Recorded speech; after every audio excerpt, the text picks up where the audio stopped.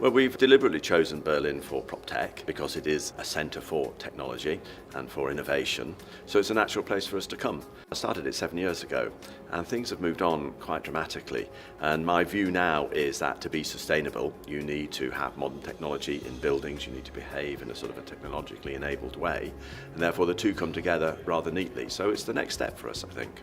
So it's not only about energy efficiency, it's about new technologies, it's about renewable energy, it's about working together. So how can we integrate all those new PropTech technologies into the commercial real estate business?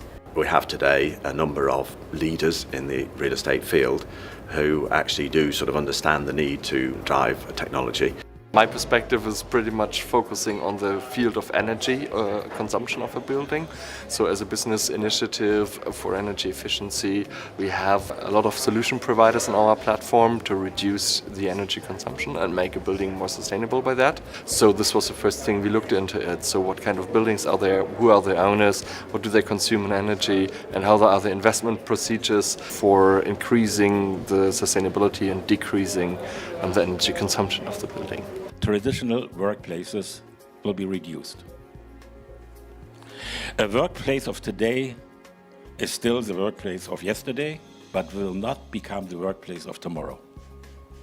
Freelancers are working at home.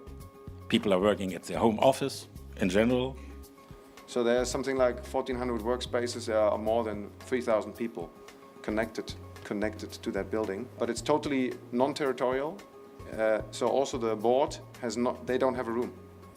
And you have to book, you have to tell the building that you will be there. And the building helps you to find a place that is either collaborative space, concentration work, whatever you need. You have to start with a human being. And in fact, by starting with a human being, you will end up having a more sustainable outcome in the end anyway. Because what is better for us ends up being, strangely enough, better for the environment. And as well, the needs for the customers are also rising, so therefore we have to keep in mind what the customers really want. What does it mean for PropTech?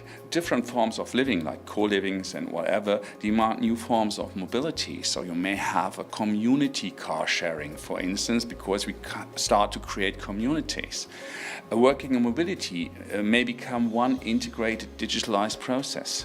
I think the most important thing is the climate protection plan we have for Europe to have a carbon neutral building stock by 2050.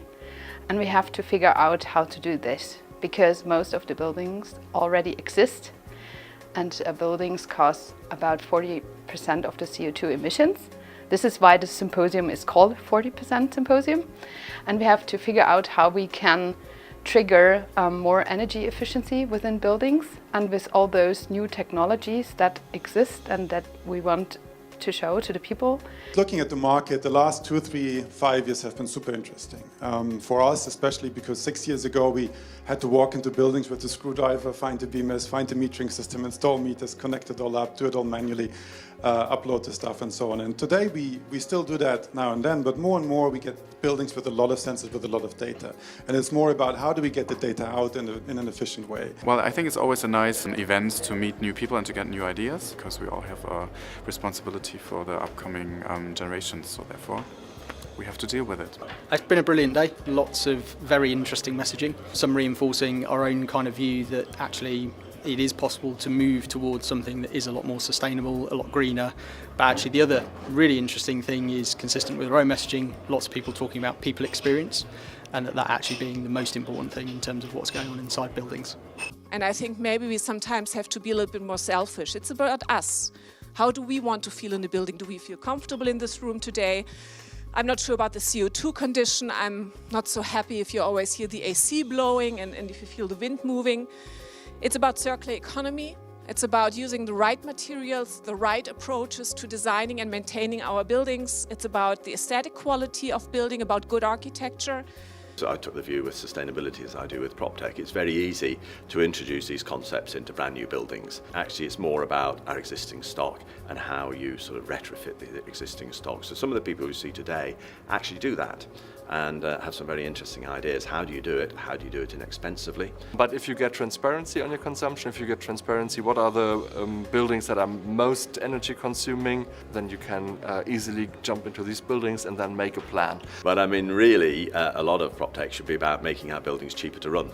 So there shouldn't be an additional cost to it. The cost is enabling buildings and the investment that you have to make in those buildings. But the reality is that if you are a tenant or an occupier, you want your buildings to be efficient. And you therefore, as a landlord or as an owner, you will attract the best tenants for the longer term. So it should be a win-win.